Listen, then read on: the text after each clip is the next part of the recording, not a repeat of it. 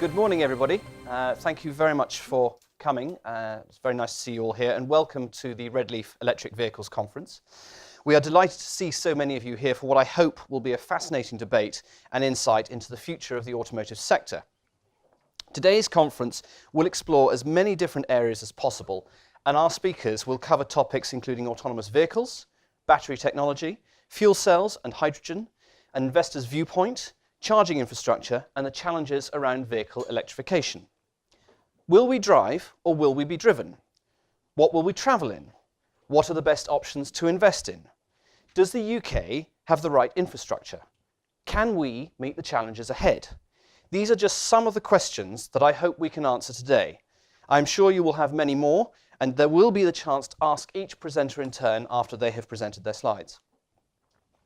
Last week, The Guardian reported sales of electric cars in the UK have risen 11% from last year, making us a leading country in the transfer away from petrol and diesel vehicles, though we still lag behind Norway and China. In Norway, these vehicles are run almost exclusively off the nation's hydropower resource, underlining Norway's claim as a world leader. What we need to now know is how the UK's grid will be able to cope and whether we have the ability to increase capacity to deal with rising demand. Looking at the UK market, e-vehicle sales alone reached 14,084 units in the first quarter of 2018, of which plug-in hybrid vehicles accounted for 71% of those sales. The market share of electric vehicles increased from 1.5% a year ago to 2% today. I will now hand over to our first speaker. Chris Jones is a leading industry analyst and co-founded Canalys almost 20 years ago. He has been focusing on autonomous vehicles analysis since 2016, looking at trends such as driver assistance features to higher levels of autonomy in the vehicles we drive. Chris will now speak about the automotive revolution. Thank you. Good morning, everyone. Thanks for coming. It's a pleasure to be here. So I'm going to be speaking for the next 20 minutes or so with time for Q&A about the automotive space. So much has been changing in this industry over the last few years. It's hard to really keep up with it, but as an analyst, as an industry analyst, it's a fascinating market to be covering. A little bit of information about Canalys very quickly. We're an industry analyst company. We cover a number of different technology markets that you can see there with the icons and the description underneath. I lead our automotive research practice at Canalys. I've covered various areas over the last few years, but for the last 3 years, I cover automotive. We call it intelligent vehicles. So this is where we look at the connectivity, the rising levels of autonomy in vehicles, and the future of the industry. The ecosystem is changing dramatically. Over the last few years, we've seen the emergence of many different startups in this industry. This is a kind of a brief overview of how the ecosystem looks today. Very much more complex than it ever used to be. The automotive OEMs in the middle there, with the component suppliers, the tier 1, tier 2 component suppliers, but then a raft of companies appearing in different bubbles around this chart, covering different areas. I won't go through all of these in turn, but the autonomous vehicle technology and solution providers, the second bubble you see at the top there, there are dozens of these. There are many companies producing autonomous vehicle driving platforms to be used in vehicles over the next few years. They're all chasing to be first. I'll talk about a couple of these during my presentation this morning. But there's a real race to get their platform, their solutions on the road as quickly as they can. Now, there are challenges to that, and we'll talk about those as well. The supply chain is changing as we move to more electric vehicles, as Rafe described. There are app developers, content providers, search engines, and map providers heavily involved in this industry. From a connectivity point of view, and I'll have a slide on connectivity a bit later, that brings in another group of companies in the mobility space, the mobile operators, and many more. And then lastly on this slide, I'll just talk about the fleet management, on-demand car ride-sharing services, which again are becoming much more prominent in this area. And the likes of Uber, Lyft, and Didi in China, they want to get rid of the driver from their vehicles. So they all are heavily involved in bringing autonomous vehicles to market over the next few years, and we'll talk about that as well. So vehicles will increasingly become autonomous, connected, electric, and shareable. And I'll be talking about each of these one by one. You might have heard about the levels of autonomy defined by the SAE and NHTSA as the following. From levels 0 to 5, with 5 being the ultimate. You can see from the icons there the control that the vehicle has in the running of the vehicle at the top, and then the control that the human has with the hands on the steering wheel underneath. Level 5 is the ultimate. Level 5 is really full driving, full self-driving under any condition, anywhere. So no steering wheel, no pedals, no human driver in the vehicle. This is the ultimate. But it means it can go anywhere. And we're many years away from this. Level 4, the next level down, will be more of a geo-fenced situation, where it might be a lane or two of a motorway. It might be a zone of a city. It might be a campus, a university campus. It could be, a shopping mall from the car park to the mall itself. So it's controlled. There will be a steering wheel potentially in this vehicle that might retract into the dashboard, but there will be the opportunity for the human to drive those vehicles. Those are the kind of vehicles we're seeing being tested around the world. Most of the autonomous vehicle testing has been in the US. A lot of the companies come from the US or do their research and development in the US. I spent 7.5 years living in Palo Alto, California, returning to the UK in August of last year, and I was really in the hotbed of the research for autonomous driving.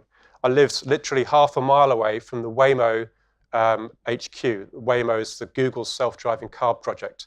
Their vehicles were parked in a parking garage very close to my house, and I'd see them every day, these Waymo vehicles. Remember the small bubble car that you would see driving around, but also then the minivan that they moved to, the 7-seater from Chrysler that they moved to. And the exciting news recently was that they'll take 20,000 Jaguar I-Pace vehicles from 2020 with self-driving capabilities. So Waymo is doing things in a very methodical way. It's driven more than 5 million miles in autonomous mode in about 20 cities in the US. Now, mostly these are fairly safe environments. If you know the Bay Area, and you might know Palo Alto or Mountain View, big wide streets, fairly quiet, not too much happening on the road. So they've done a lot of testing in that kind of environment, also in Phoenix, Arizona, Kirkland near Seattle, and a few other cities that they've more recently moved into. It's building things up and has done for many years. Now, Waymo won't build its own cars, as you're seeing from some of the announcements with Jaguar, with Fiat Chrysler, and others going forward. They will take vehicles from automotive OEMs. And that will become much more of a strategy for the OEMs as well. We're seeing Uber placed an order for a number of Volvo SUVs last year. So that will become not the norm, but that will become a big part of the automotive OEM's business, selling to fleet owners, including those ride-sharing companies that we're familiar with. A couple of accidents have made the news, unfortunately. It's front-page global news when something happens involving an autonomous vehicle. The Tesla involved in the recent accident, again, literally less than a mile away from where I used to live. I know this stretch of the 101 motorway very well. It's a complicated stretch of motorway, lots of very short exits, old lines, new lines, the road's in quite bad condition. The area where the vehicle went into the central reservation, there's a complicated express lane exit going off to the left. Remember, we're driving on the right side, off to the left with an exit on the right. Pretty complicated situation. But it's a road that Teslas and other autonomous vehicles have driven many, many times. Now, the driver involved in that had his hands off the steering wheel for too long, was being alerted, ignored those alerts, and the accident happened. Now, Tesla is upsetting the regulators, the authorities, because it's released that information very early. They need to investigate the whole situation. So there's a lot more we'll hear from that. But it does put the industry back. It's like one step forward and 2 steps back when something like that happens. And then the Uber incident. Now, that was a test engineer. You've probably seen the video, quite a shocking video. But again, that was a test vehicle. And again, reduces one's trust in this technology when something like this happens. And Uber and Tesla are two very disruptive companies, two aggressive companies who are really trying to shake up this industry. And it's an industry that needs shaking up. And it has been affected by these two companies greatly in the last few years. But unfortunately, these events have happened with these two companies.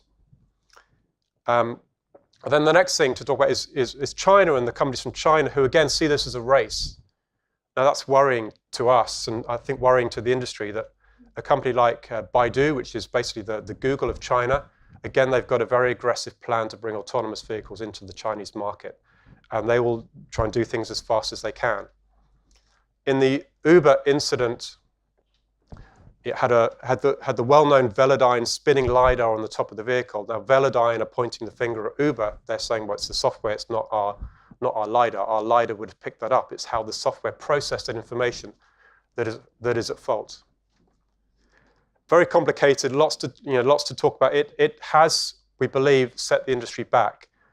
Now, many of the major automotive OEMs have laid out their plans for when they intend to bring vehicles of higher levels of autonomy to market in the coming years. Now, this is a bit of a moving target. And the incidents in the last few weeks will really have companies thinking hard about whether they still bring the vehicles of that certain level of autonomy to market when they claim that they will do that. You see here in the colors, levels 1 to 4, we believe level 5 will be beyond this time period. I just kept it to the next few years. It's very hard to forecast this market, as you can imagine. But Audi is the first to have announced a level 3 vehicle coming to market. We think, and they can't do that until it's regulated and until the authorities say, yes, you can do this. Because level 3, if you remember from the previous slides, relies on handover from vehicle to human. What will the human be doing when the vehicle needs the human to take over? That is the big question in the industry as to how one handles the handover. And that really scares the industry. So level 3, which will be a mix, is a level that many will skip over, as you can see from the colors on this slide. Many will attempt to go to level 4, more of a geofenced area that the vehicle will have the ability to drive itself with human intervention when the human wants to, rather than when the vehicle needs it to. But we're some way off from that. So it might be that Audi, with the Audi A8 that they announced last year, will not have that level 3 capability. They might decide to hold off on that because of some of the challenges that other vendors have seen and the trust that people have in this technology. The Audi A8, which is the one that will have this level 3 capability, is a very small part of their business. The Audi A8, as you know, is a premium luxury saloon, let's say, but it's less than 2% of Audi's sales. So even if it does come to market with level 3, it will be a certain trim level, so the volumes will be very small. I put Tesla on there as well in grey for 2018, and it's likely to keep on increasing the capabilities of autopilot gradually with over-the-air updates, which it's been famous for over the last few years. But again, the incident of a few weeks ago might set that back as well for some time. The others are fairly mixed.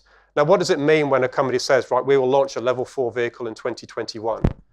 It might be one model, one market, a limited production of that particular vehicle. So although they're putting their stake in the ground, it's often around a big event in the industry, a big car show, maybe the Consumer Electronics Show in Vegas every year, where companies are going out there, they're making announcements, they're getting the press, they're getting the marketing. But what's really behind that announcement? That's the kind of thing that we have to look into and really try to understand. But it might be a fairly limited plan or limited volume that they really intend to bring to market at that particular point in time. But again, it really comes down to regulation. How are the authorities regulating this, the industry regulating these vehicles?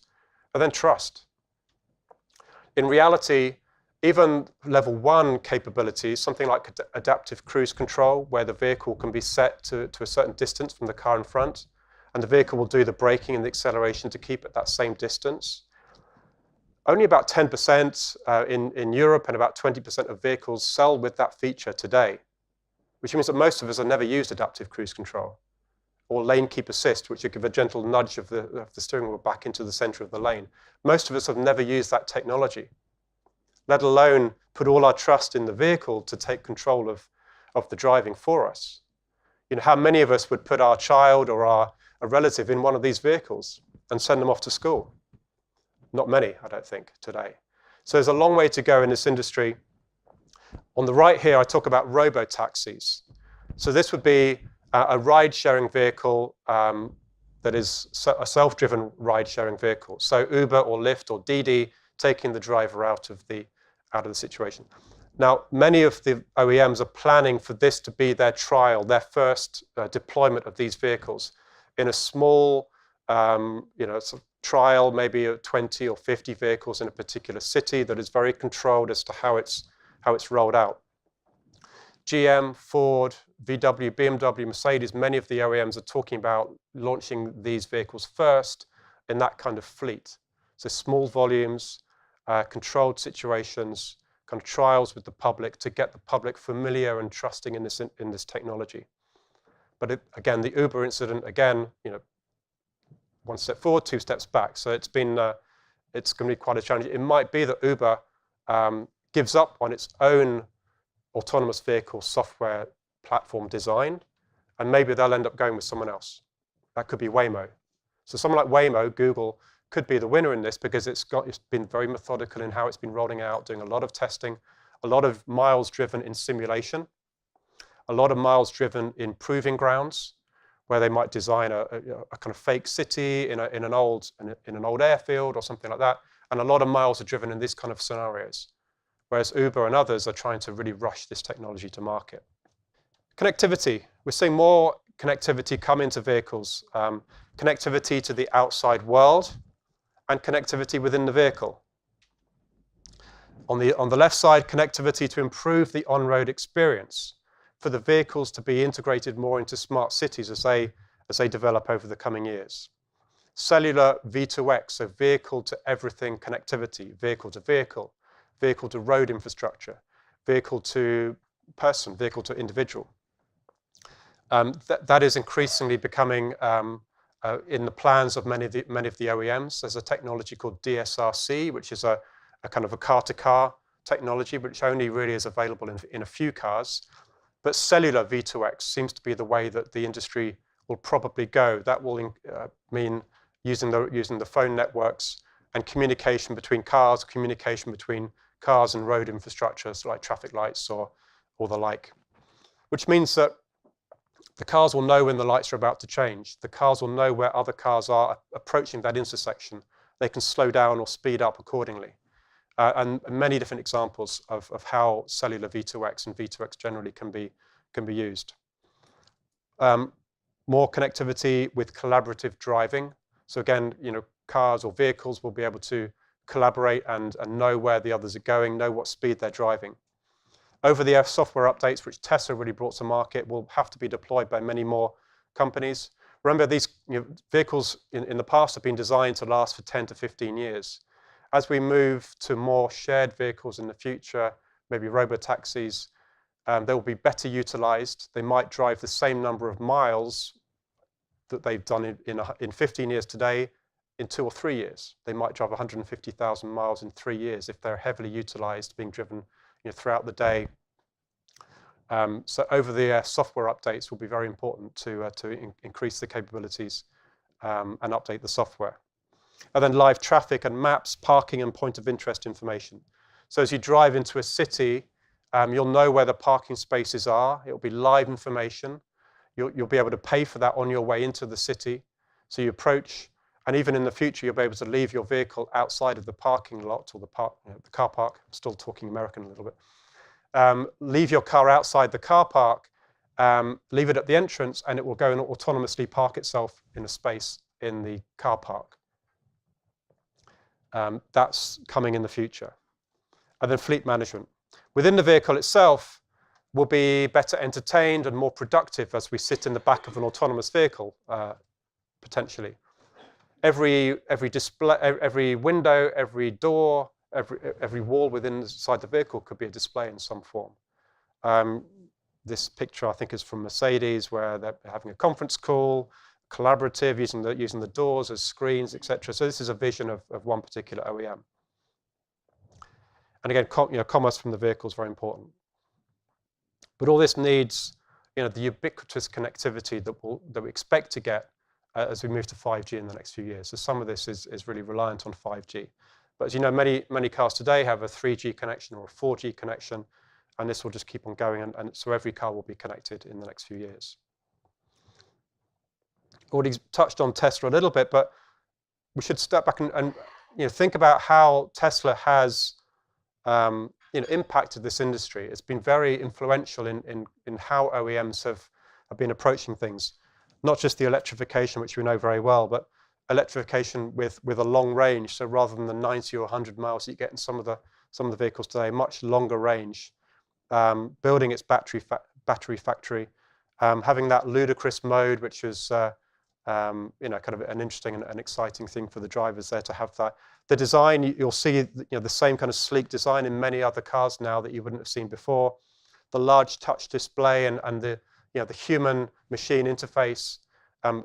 Their design has influenced others in how they are now using screens and displays within the vehicle. The over-the-air updates, which means that a Tesla owner can wake up one morning with a new feature, and that's quite exciting for them. Pretty much no other OEM has been able to do this yet, the over-the-air updates, not in the same way that Tesla has. Of course, Autopilot we've mentioned briefly. There have been fewer updates really in Autopilot over the last year than we had in the previous 2 or 3 years. So maybe it's kind of slowed down as they kind of work out some of the challenges there.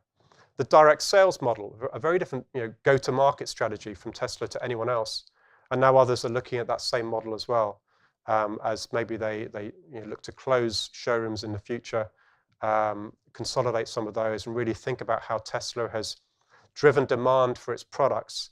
Production is another thing, but at least driven demand for its products with its own launch events. A lot of noise around the launch events, taking pre-orders for the cars to build up its own forecast as what it needs to produce, taking deposits on new vehicles. We're starting to see that from other car companies as well now, and pretty much no marketing. The production is another issue. Now it's in production hell, as you would have seen Elon talking about over the last few months. Very complicated production facilities, overcomplicated, slowing things down even. They've shut down their production again last week for the second time this year to kind of catch up and to kind of sort out some of the challenges that they're having with the Model 3 production.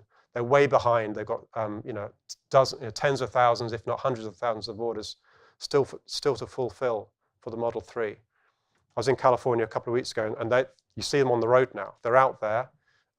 Only a few thousand have been delivered so far, with well over 300,000 people still waiting for their car that they ordered some time ago. So they've got a lot of challenges, but they've done a lot in the industry, and they have impacted a lot of different OEMs in some way over the last few years. They've influenced these companies and many others. But Dieselgate really forced the German OEMs and others to all in on the EV side, which is great news for us and everyone in the room, I hope.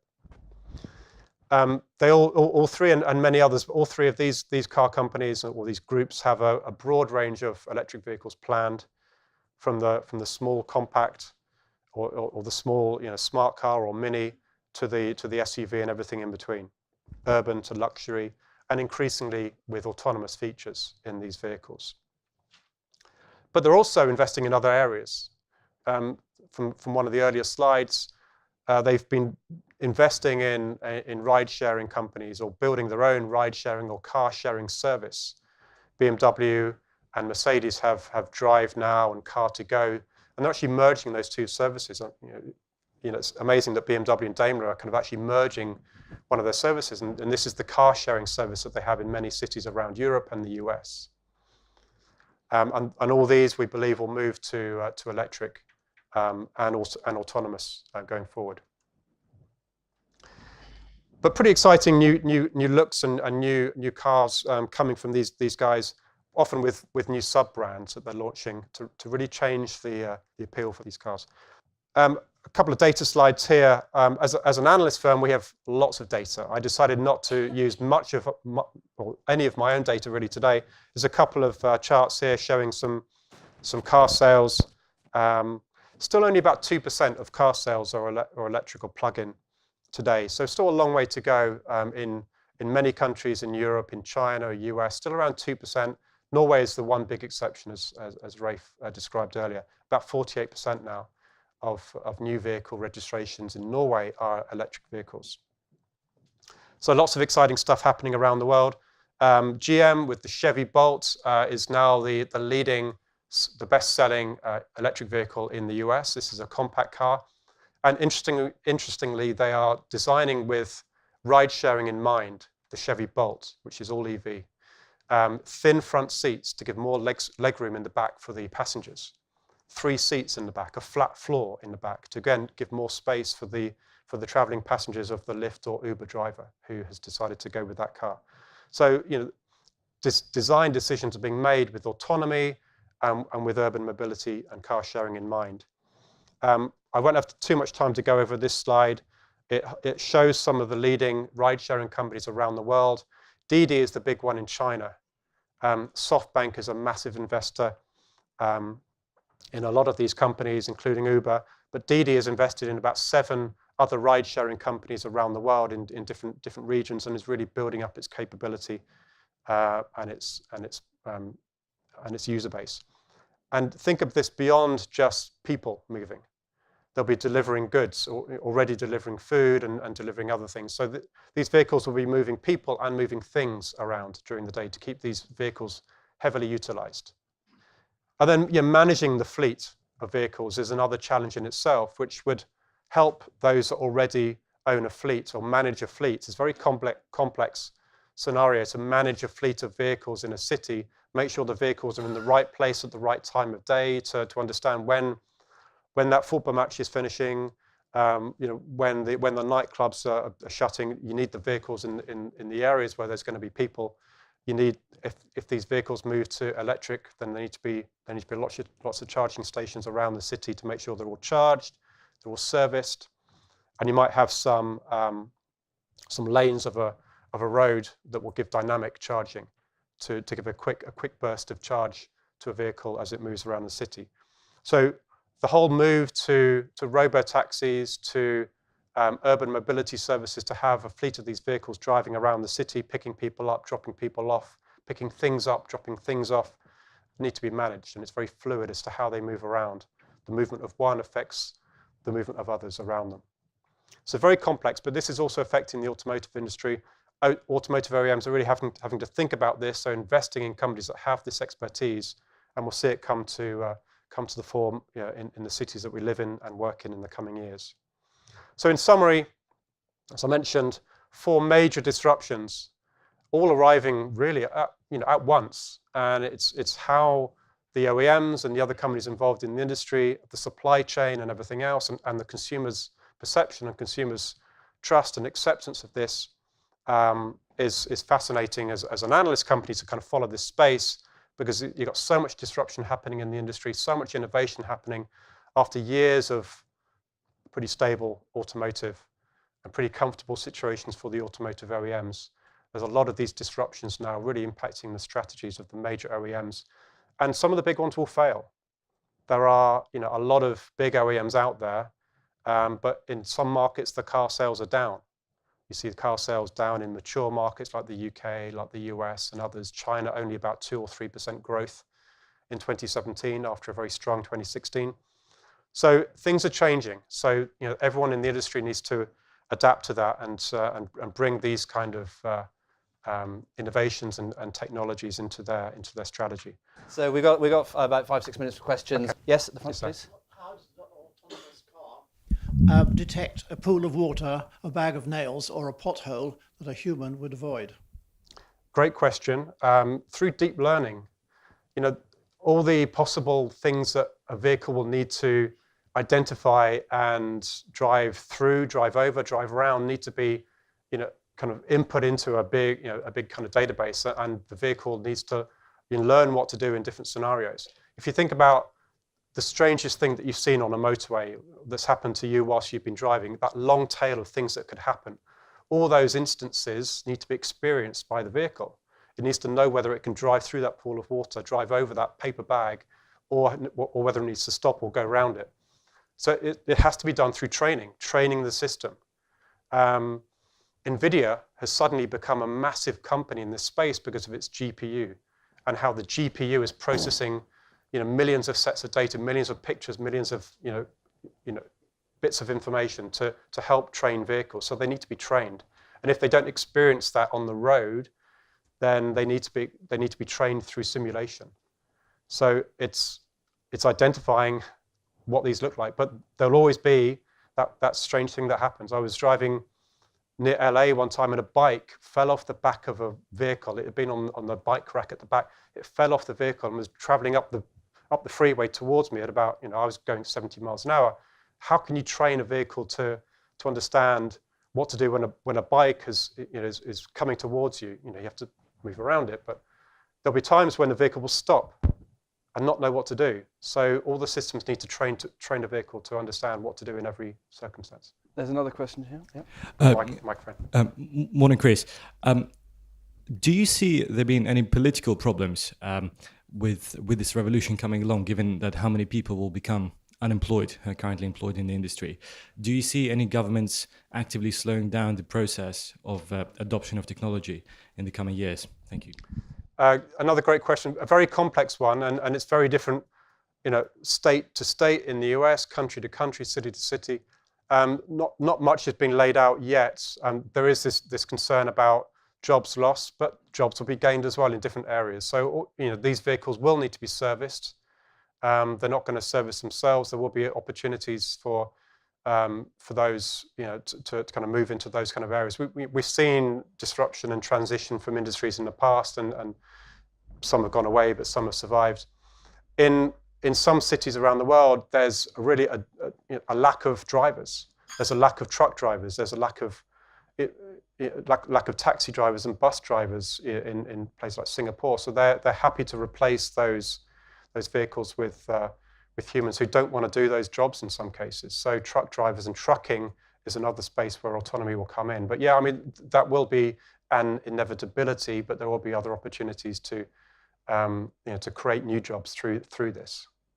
Yeah, if autonomous driving is so dependent on satellite navigation, 4G, 5G, what commitment is there from telecoms companies to actually have a full coverage of 4 or 5G?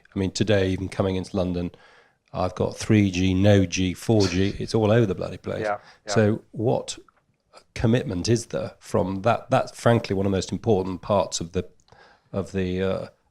joining the circle, isn't it? And without that, you've got nothing.